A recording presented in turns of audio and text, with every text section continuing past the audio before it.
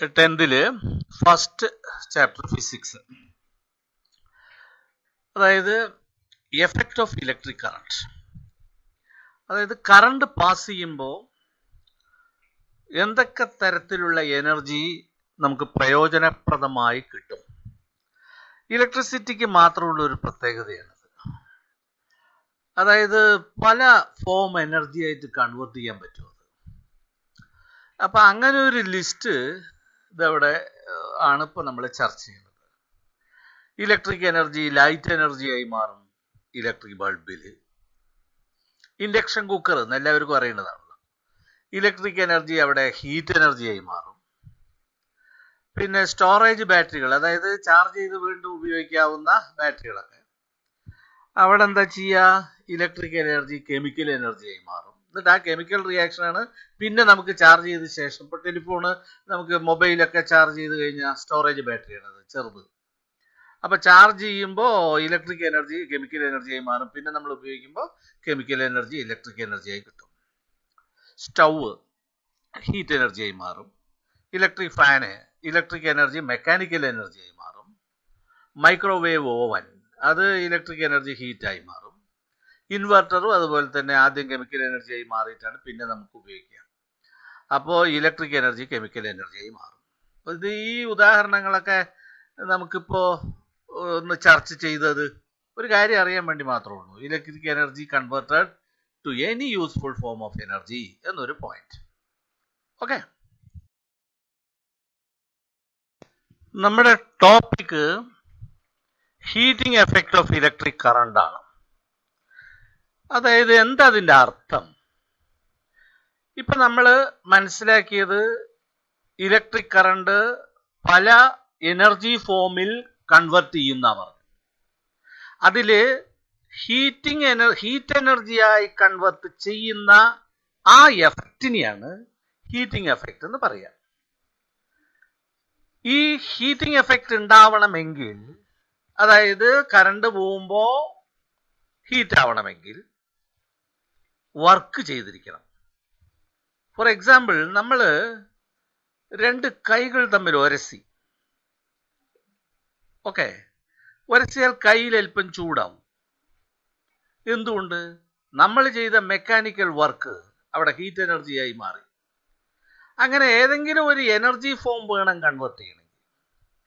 അല്ലാതെ പുതുതായിട്ട് ഒരു എനർജി നമുക്ക് കൺവേർട്ട് ചെയ്യാൻ കഴിയില്ല.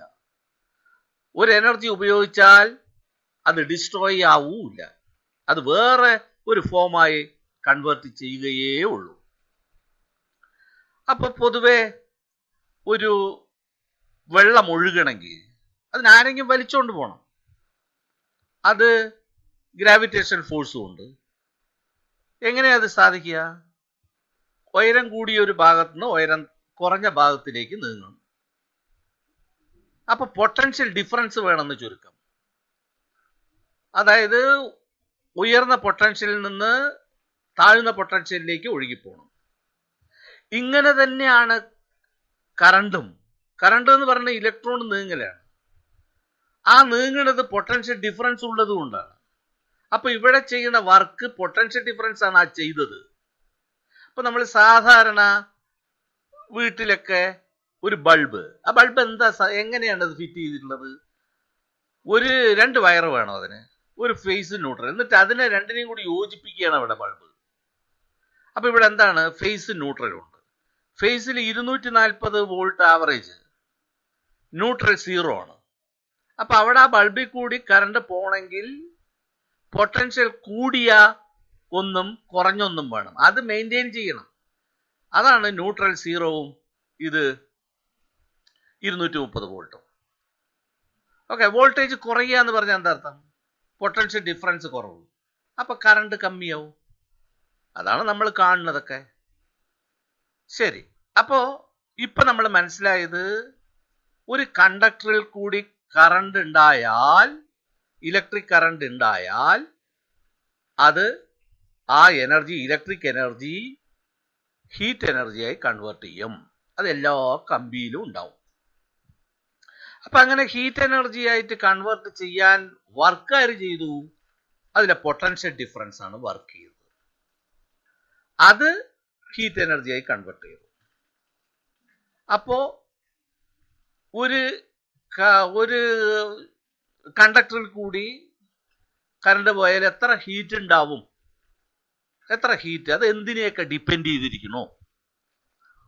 ഇതിനെയാണ് നമ്മൾ ചർച്ച ചെയ്തത്. അതായത് ചർച്ചയ്ക്ക് ഇനി ആവശ്യം കമ്പിന്റെ വണ്ണോ കമ്പിന്റെ രീതിയോ ബാറ്ററിയോ ഇതെന്താണ്, നമ്മൾ എന്ത് കണക്കിലാണ് മുന്നോട്ട് പോകേണ്ടത് എന്നാണ്. അപ്പൊ ആ ബോക്സിൽ ഇട്ടത് വെറുതെ വായിക്കാം. The work done to move the charges through the conductor, ആരാ വർക്ക് ചെയ്ത്? By the potential difference is convert to heat energy. ഇതെന്താ സംഭവം? കറണ്ട്, ഇലക്ട്രിക് കറണ്ട് നിന്ന് ഹീറ്റ് എനർജി ആകുന്നത് എങ്ങനെയാണ് എന്നുള്ളതിൻ്റെ കൃത്യമായ ഉത്തരം. ഇനി നമുക്ക് ഇതിനൊരു കണക്ക് വേണം. അതായത് ഒരു സർക്യൂട്ടിനെ സംബന്ധിച്ചിടത്തോളം ഒരു ബാറ്ററി വെച്ചിട്ടുണ്ട്, അല്ലെങ്കിൽ നമ്മൾ പ്ലഗിലാണെങ്കിൽ പ്ലഗിൽ എന്തോ ആവട്ടെ. അപ്പോൾ അവിടെ ഉള്ളത് എന്താണ്? ഒരു പൊട്ടൻഷ്യൽ ഡിഫറൻസ് വേണം. അപ്പൊ ബാറ്ററിന്റെ പോസിറ്റീവും നെഗറ്റീവും തമ്മിൽ യോജിപ്പിക്കുക. അതിന്റെ അർത്ഥം പൊട്ടൻഷ്യൽ വ്യത്യാസമുള്ള രണ്ട് ടെർമിനലുകളെ യോജിപ്പിച്ചു. അപ്പൊ ഒരു പൊട്ടൻഷ്യൽ ഡിഫറൻസ് വേണം. അതിനെയാണ് വോൾട്ട് എന്ന് പറയുക. ഈ വോൾട്ട് ചെയ്യുന്ന വർക്ക് അനുസരിച്ച് കമ്പി കൂടി കറണ്ട് ഉണ്ടാവും. കറണ്ട് എന്നാൽ ഇലക്ട്രിക് ചാർജിന്റെ നീക്കങ്ങളാണ്. ആ ചാർജ് ഒരു അപ്പൊ നമ്മൾ നീങ്ങിക്കൊണ്ടിരിക്കുന്ന എല്ലാറ്റിന്റെ അളവ് പറയണമെങ്കിലും അത് ടൈം ബൗണ്ടഡ് ആണ്. ഇപ്പൊ നീങ്ങിക്കൊണ്ടിരിക്കുന്ന ഒരു മോട്ടോർ സൈക്കിൾ, നമ്മൾ എന്തളവാണ് അതിന് പറയുക? സ്പീഡ്. എന്താണ് സ്പീഡ്? ഒരു മണിക്കൂർ കൊണ്ട് എത്ര ദൂരം പോകും. അതുപോലെ ഇലക്ട്രിക് ചാർജ് ആണ് മൂവ് ചെയ്യുന്നത്. ഒരു സെക്കൻഡിൽ എത്ര ഇലക്ട്രിക് ചാർജ് മൂവ് ചെയ്യും? അതാണ് കറണ്ട്. അപ്പോ വോൾട്ടിന് പുറമെ കറണ്ട്, വോൾട്ടിൽ നിന്നുണ്ടായ കറണ്ട്, വോൾട്ടേജ് കൂടുന്നതിനനുസരിച്ച് കറണ്ടും വ്യത്യാസപ്പെടും. അപ്പൊ I is equal to Q by T. Q എന്ന് പറഞ്ഞാൽ ഇലക്ട്രിക് ചാർജ്, ക്രോസ് മൾട്ടിപ്ലൈ ചെയ്താൽ Q is equal to IT. Flowing electric charge Q due to the potential difference V is the current. I is equal to Q by T implies Q is equal to IT.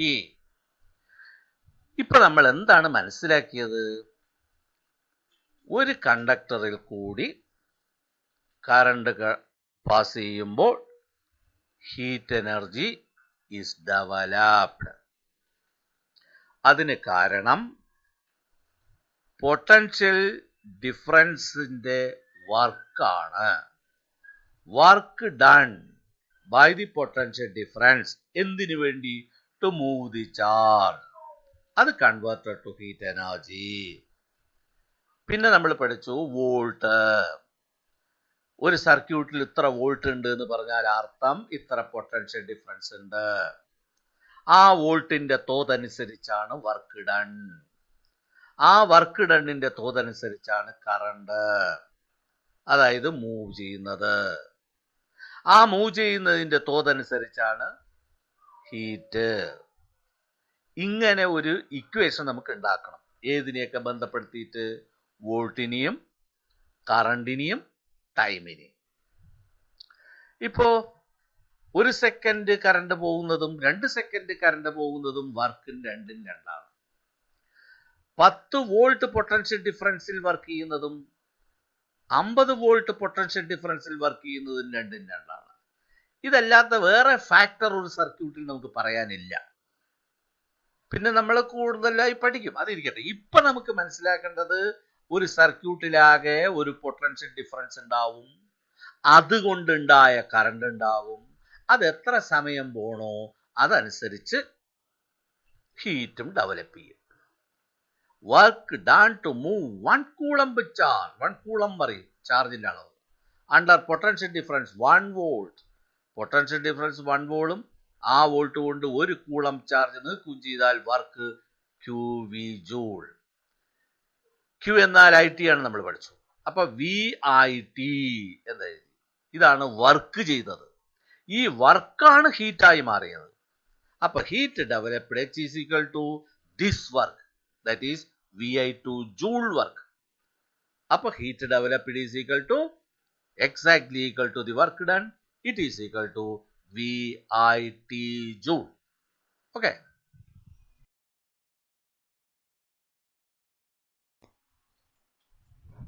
ഇനി നമ്മൾ അറിയേണ്ടുന്ന ചില വിവരം. ഒരു കണ്ടക്ടറിൽ കൂടി, അതായത് കമ്പിയിൽ കൂടി കറണ്ട് കടന്നു പോകുമ്പോൾ ആ കറണ്ട് അതിന്റെ വോൾട്ടേജിന് ഡിപ്പെൻഡ് ചെയ്തിരിക്കുന്നു. പോരാത്തത് ആ കമ്പി സ്വല്പം തടയും കറണ്ടിനെ, അതിനെ റെസിസ്റ്റൻസ് എന്ന് പറയും. അപ്പോ റെസിസ്റ്റൻസ് ഉപയോഗിക്കുന്നത്, അല്ലെങ്കിൽ റെസിസ്റ്റൻസ് എല്ലാ കമ്പിയിലും ഉണ്ടാവും. റെസിസ്റ്റൻസ് കുറഞ്ഞ കമ്പി നല്ല കണ്ടക്ടർ, റെസിസ്റ്റൻസ് കൂടിയ കമ്പികള് ബാഡ് കണ്ടക്ടേഴ്സ് എന്നൊക്കെ നമ്മൾ പറയാം.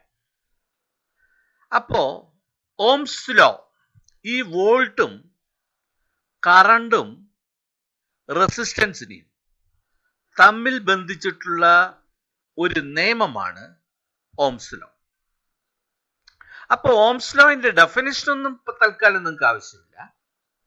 പക്ഷെ അത് മാത്തമാറ്റിക്കലി നമുക്ക് ഇങ്ങനെ പറയാം, V by I is equal to R. മൂന്നാമത്തേത് റെഡി അല്ലേ? V is proportional to I. അങ്ങനെ. അപ്പൊ ഓംസ് ലോ അനുസരിച്ചാണെങ്കിൽ ഇപ്പൊ 3 ട്രയാങ്കിൾ കൊടുത്തിട്ടുണ്ട്. എന്തിനാണ്? 3 അക്ഷരങ്ങളിനെ പരസ്പരം മാറ്റാവുന്ന തരത്തിലുള്ള relation. Volt V, I, R 3 അക്ഷരം. V കാണണമെങ്കിൽ I into R. താഴെ എഴുതിയത് നോക്കണമെന്നില്ല, നമുക്ക് ആ ട്രയാങ്കിൾ നോക്കിയാൽ മതി. I കാണണമെങ്കിൽ V by R. R കാണണമെങ്കിൽ V by I. അപ്പൊ നമ്മൾ ഹീറ്റ് ഡെവലപ്പ് ചെയ്തത് അതിന് വോൾട്ടും കറണ്ടും ടൈമും മാത്രം എടുത്തിട്ടുള്ള ഒരു ഇക്വേഷനാണ്.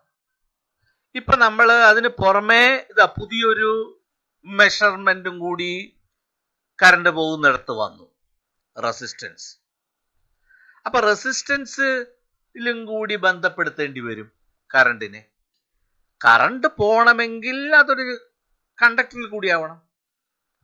വോൾട്ടേജും കറണ്ടും ടൈമും പുറമെ പോണ കണ്ടക്ടറും കൂടി ബാധകമാണ്. ആ കണ്ടക്ടറിന്റെ ക്വാളിറ്റി എന്ന് പറയാൻ നമ്മളിപ്പോ റെസിസ്റ്റൻസ് എടുക്കണം. അപ്പൊ റെസിസ്റ്റൻസിനെയും കൂടി ബന്ധപ്പെടുത്തിയിട്ട് ഹീറ്റ് ഡെവലപ്പ് എത്ര എന്ന് പറയണം. നമ്മൾ നേരത്തെ വർക്കൗട്ട് ചെയ്ത് വെച്ചത് H is equal to VIT എന്ന്.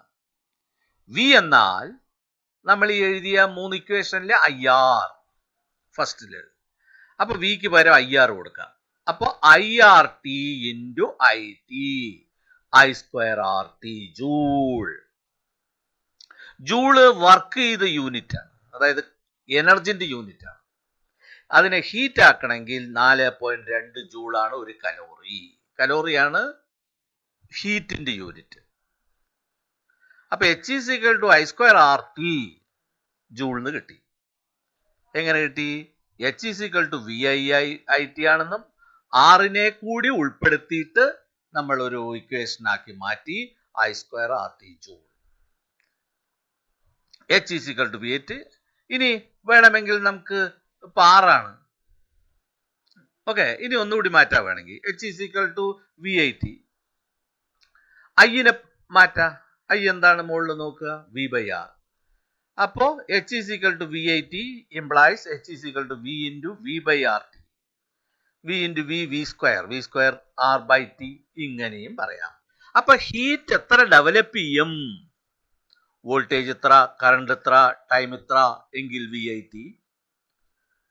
കറണ്ട് എത്ര, റെസിസ്റ്റൻസ് എത്ര, ടൈം എത്ര എങ്കിൽ I square RT. റെസിസ്റ്റൻസ് എത്ര, ടൈം എത്ര, V എത്ര എന്നാണെങ്കിൽ V square by RT joule. Joule കലോറിയായി നമുക്ക് കൺവേർട്ട് ചെയ്തിട്ട് ഹീറ്റ് എനർജി കണക്കാക്കണമെങ്കിൽ 4.2 കൊണ്ട് മൾട്ടിപ്ലൈ ചെയ്തു. ഓക്കെ, ഇനി ഈ H is equal to I square RT എന്ന് പറയുന്നതിന്ന് നമുക്കൊരു ഐഡിയ കിട്ടി.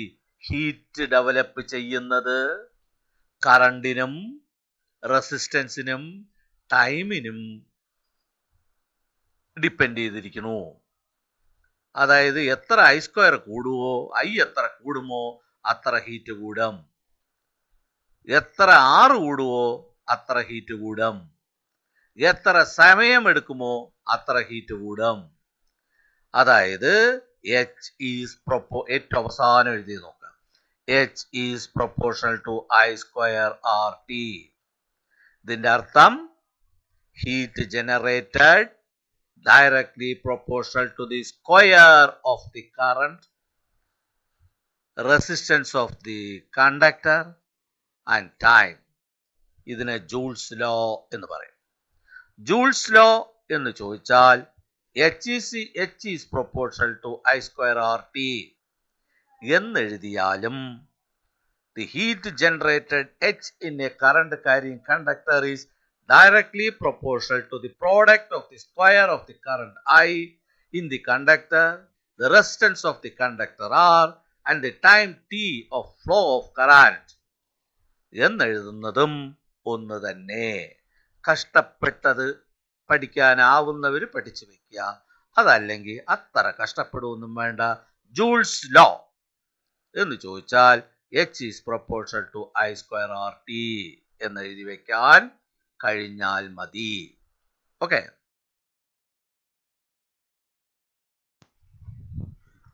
ഒരു കമ്പിയിൽ കൂടി കറണ്ട് കടന്നു പോകുമ്പോൾ ഹീറ്റ് ഉണ്ടാവും. അപ്പൊ ഒരു സർക്യൂട്ടിൽ കറണ്ട് കൊണ്ടുണ്ടാവുന്ന ഹീറ്റിനെ ജൂൾ ഹീറ്റിംഗ് എന്ന് പറയും. അപ്പൊ ഇത്ര നേരം നമ്മൾ ചർച്ച ചെയ്തത് ജൂൾ ഹീറ്റിങ്ങിനെ സംബന്ധിച്ചതാണ്. അതായത് ചൂടാക്കാൻ പല മാർഗമുണ്ട്. കറണ്ട് കൊണ്ട് ചൂടായാൽ ജൂൾ ഹീറ്റിംഗ്. ഒരു ചെറിയ എക്സ്പെരിമെന്റ് ടെക്സ്റ്റില് തന്നിട്ടുണ്ട്. ആ എക്സ്പെരിമെന്റ് അല്ല പ്രാധാന്യം, അതിന് നമുക്ക് കിട്ടുന്ന ചില അറിവുകൾ. ഒരു നിക്രോം വയർ റെസിസ്റ്റൻസ് വളരെ കൂടുതലുള്ള ഒന്നാണ്. അതായത് സാധാരണ കണ്ടക്ടറിനേക്കാൾ കറണ്ടിനെ കൂടുതൽ തടയും റെസിസ്റ്റൻസ് കൂടിയ. പലയിടത്തും നമ്മൾ ഇതുപോലത്തെ കമ്പികൾ ഉപയോഗിക്കുന്നത് റെസിസ്റ്ററുകൾ എന്ന് പറയാം. അത് പിന്നെ നമ്മൾ അടുത്ത പോർഷനിലുണ്ട്. അപ്പൊ നിക്രോം വയർ ഇതിൽ ഇപ്പോൾ 6 വോൾട്ട് കറണ്ട് വെച്ച് ബാറ്ററി വെച്ച് സ്വിച്ച് ഓൺ ചെയ്തു. അപ്പൊ നിക്രോം വയർ റെഡ് ഹോട്ട് ആകുന്നത് വരെ, നല്ലതുപോലെ ചുട്ട് പഴുക്കുന്നത് വരെ ഹീറ്റായി. അതിനാകെ ഉപയോഗിച്ചിരിക്കുക എന്താണ്? ഒരു 6 വോൾട്ട് കറണ്ട്. ഹിയർ അപ്പോ ഇലക്ട്രിക് എനർജി ഈസ് കൺവേർട്ട്. അവിടെ എന്താണ്? ഇലക്ട്രിക് എനർജി കൺവേർട്ട് ചെയ്തു. വേറെ പുതുതായിട്ട് ഒരു എനർജിയും ഇല്ല. It is not newly created. ഇനി ഇതിൽ ഏറ്റവും പ്രധാനമായിട്ട് നമ്മൾ മനസ്സിലാക്കേണ്ടത്, ഏതൊരു കമ്പി കൂടി കറണ്ട് പോയാലും ഹീറ്റ് ആവും, ഹീറ്റ് ഡെവലപ്പ് ചെയ്യും. അതായത് ഓംസ് ലോ അനുസരിച്ച് V is proportional to I. എത്ര വോൾട്ട് ഉണ്ടോ അതിനനുസരിച്ച് കറണ്ട് ഉണ്ട്. ആ കറണ്ട് പാസ് ചെയ്യുന്നതിനനുസരിച്ച് വോൾട്ട്, അതിനനുസരിച്ച് കറണ്ട് പാസ് ചെയ്യുന്നതനുസരിച്ച് ഹീറ്റും ഉണ്ടാവും. അപ്പൊ ആ നിക്രോം വയറിൽ കൂടി പോയ കറണ്ടും ടൈമും ബാക്കി ഭാഗങ്ങളിൽ കൂടി പോയ കറണ്ടും ടൈമും ഒന്ന് തന്നെയല്ലേ? എന്നിട്ട് എന്തേ നിക്രോം വയർ മാത്രം ചൂടായി, ബാക്കി ഭാഗത്ത് അത്ര ഇല്ല? എന്താ കാരണം? Resistance of nichrome is high. അതുകൊണ്ട് the work done to move the charges through this part is high. എന്താ കാരണം? കൂടുതൽ വർക്ക് ചെയ്യേണ്ടി വരും അവിടെ. എന്താ കാരണം? കറണ്ടിനെ തടയുന്നതാണ്. അപ്പൊ വോൾട്ടിന് കൂടുതൽ അവിടെ വർക്ക്, പൊട്ടൻഷ്യൽ ഡിഫറൻസിന് കൂടുതൽ വർക്ക് ചെയ്യണം. അപ്പൊ വർക്ക് ചെയ്ത് അത്രയും ഹീറ്റായി മാറി. അപ്പൊ hence more heat is produced in the nichrome part. Okay, upper resistance of nichrome is high. The work done to move the charges through this part is high. Hence, more heat is produced in the nichrome part. Okay.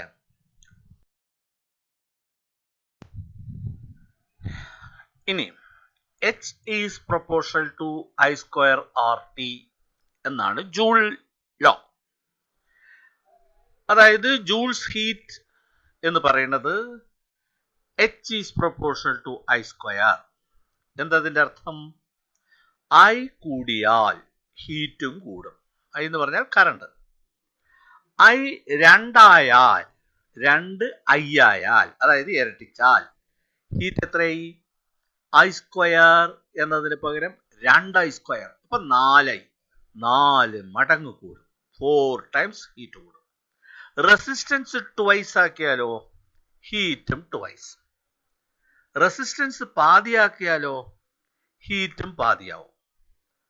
Current പാതിയാക്കിയാലോ half ആയാലോ 1/4 heat കുറയും. ഈ വിവരങ്ങളാണ് അവസാനത്തെ ഒരു box നോക്കുക. 1, 2, 3, 4 എന്ന് എഴുതിയിട്ടുണ്ട്. When resistance become twice heat develop is twice. അതായത് 6 2 ആയാൽ H 2H ആവും. When I become twice heat developed is 4H. When resistance halves, heat developed will be half the earlier. പഴയതിനേക്കാളും പാതി. When I become half, heat developed is 1/4H. ഇനി അടുത്തൊരു കാര്യം. ഇപ്പോ ഒരു സർക്യൂട്ടിൽ വോൾട്ട് എന്തുണ്ടോ ആ വോൾട്ടിനനുസരിച്ച് കറണ്ട് ഉണ്ടാവും. ഓക്കെ, അപ്പൊ ഒരു കോൺസ്റ്റന്റ് വോൾട്ട് ഉള്ള ഒരു സർക്യൂട്ട്, അതിലൊരു കറണ്ട് ഉണ്ട്. എങ്ങനെയെങ്കിലും നമുക്ക് ആ കറണ്ട് നമുക്ക് കൂട്ടാൻ അല്പം പ്രയാസമാണ്. കാരണം ആ പൊട്ടൻഷ്യൽ ഡിഫറൻസ് അനുസരിച്ചാണ് കറണ്ട്. ഓം നിയമം അനുസരിച്ചാണെങ്കിൽ V is proportional to I. അപ്പൊ V കോൺസ്റ്റന്റ്, ഐയും അതിനനുസരിച്ച് കോൺസ്റ്റന്റ് ആവും. ഇങ്ങനത്തെ ഒരു സർക്യൂട്ടിൽ I എങ്ങാനും നമുക്ക് കൂടെ കൂട്ടി കിട്ടിയാൽ H is proportional to I square എന്നാണ് ഹീറ്റ്. അപ്പൊ ഹീറ്റ് വളരെ കൂടി കിട്ടും. എന്ത് ചെയ്താൽ മതി? I കൂടിയാ മതി. ഓക്കെ, അതിനെന്താ വഴി? I is equal to V/R എന്നാണ് ഐയും ആറും വിയും തമ്മിലുള്ള റിലേഷൻ. വോൾട്ടും ആറും ഐയും ജൂൾ നിയമത്താണ്. അപ്പൊ വോൾട്ട് എന്നാണല്ലോ കറണ്ട്. അപ്പൊ റെസിസ്റ്റൻസ്, ഈ പോണ കമ്പിന്റെ റെസിസ്റ്റൻസ് ഒന്ന് വ്യത്യാസപ്പെടുത്തി വിചാരിക്കുക. R കുറഞ്ഞു, അപ്പൊ V/R, താഴത്തെ വാല്യൂ കുറഞ്ഞാൽ I കൂടും. ഓക്കെ, അപ്പൊ റെസിസ്റ്റൻസ് കുറച്ചാൽ കോൺസ്റ്റന്റ് വോൾട്ടിൽ കറണ്ട് കൂടും. റെസിസ്റ്റൻസ് കുറച്ചാൽ കോൺസ്റ്റന്റ് വോൾട്ടിൽ കറണ്ട് കൂടും. കറണ്ട് കൂടിയാൽ ഹീറ്റ് കൂടും. H is proportional to I square എന്ന കണക്ക്. At constant volt, decrease on R, increase the current I. But Joule's heat H is proportional to I square. ഈ രണ്ട് കാര്യങ്ങൾ കൊണ്ട്, അതായത് I കുറഞ്ഞു എന്നാൽ ഹീറ്റ് കൂടും, കാരണം H is proportional to I square. Hence, for less resistance, more heat is developed. ഇതാണ് നമ്മൾ മനസ്സിലാക്കേണ്ട അടുത്ത matter. Less resistance, more heat is developed. ഇനി ഇത് തന്നെ വേണമെങ്കിൽ പവറിന്റെ ബേസിസിലും പറയാം. ഏത്? റെസിസ്റ്റൻസ് കുറഞ്ഞാൽ I കൂടുന്നും ഹീറ്റ് കൂടുതൽ കിട്ടും എന്നതിന് ഒരു വിശദീകരണം പവറിന്റെ ബേസിസിലും പറയാം. Power P is equal to VI എന്നാണ്. ഇലക്ട്രിക് പവർ, അതായത് ഇലക്ട്രിക് കറണ്ട് ചെയ്യുന്ന വർക്കിന്റെ ഒരു കണക്ക്. P is equal to VI, volt into current. അപ്പൊ VI, ഇപ്പൊ വോൾട്ട് 10, I 2 വിചാരിക്കുക. അപ്പൊ പവർ എത്ര? Volt 10, I 2, power 20. I കുറഞ്ഞു വിചാരിക്ക്, 2 1 അപ്പൊ 10 × 1, പവർ കുറഞ്ഞു. അപ്പൊ വെൻ റെസിസ്റ്റൻസ് ഇൻക്രീസ്ഡ്, റെസിസ്റ്റൻസ് കൂട്ടിയാലോ അറ്റ് കോൺസ്റ്റന്റ് വോൾട്ടിൽ കറണ്ട് I ഡിക്രീസ് ചെയ്യും. So power is decrease. അപ്പൊ റെസിസ്റ്റൻസ് കുറഞ്ഞാൽ കറണ്ട് കൂടിയാൽ കറണ്ട് കുറയും, അപ്പോൾ പവർ കുറയും. റെസിസ്റ്റൻസ് കുറഞ്ഞാൽ കറണ്ട് കൂടും, അപ്പോൾ പവർ കൂടും. ഇങ്ങനെയും പറയാം. എന്തിന് കാരണം? R ഡിക്രീസ് ചെയ്താൽ കൂടുതൽ ഹീറ്റ് കിട്ടും. എന്താ കാരണം എന്നത്. അപ്പൊ പൊതുവെ ഈ ഒരു കണക്കനുസരിച്ച് ലോ റെസിസ്റ്റൻസ് ഹീറ്റിംഗ് കോയിലുകളാണ് അറ്റ് കോൺസ്റ്റന്റ് വോൾട്ടിൽ വർക്ക് ചെയ്യുന്ന ഉപകരണങ്ങളിൽ വെക്കുക. Heater having low resistance heated more. ഈ ഒരു കൺസെപ്റ്റും കൂടി കൺഫ്യൂഷൻ ഇല്ലാതെ ക്ലിയറായി മനസ്സിലാക്കുക. ഇനി ടെക്സ്റ്റ് നോക്കിയാൽ ഇത്ര നേരം നമ്മൾ ചർച്ച ചെയ്ത എല്ലാ വിഷയങ്ങൾക്കും പറ്റിയ ചെറു ചോദ്യങ്ങൾ ടേബിളായിട്ടും അല്ലാതെയും ഒക്കെ കാണും. ഇതിനൊക്കെ ആൻസറുകൾ ആരെങ്കിലും പറഞ്ഞു തരട്ടെ, എന്നിട്ട് എഴുതിയെടുത്ത് പഠിക്കാം എന്ന് ദയവ് ചെയ്ത് വിചാരിക്കരുത്. ഇതുവരെ കേട്ട അറിവുകൾ ഉപയോഗിച്ച് നിങ്ങൾ തന്നെ അതിന് ഉത്തരം എഴുതിയുണ്ടാക്കണം. അതാണ് ശരിയായ പഠനം. ഓക്കെ.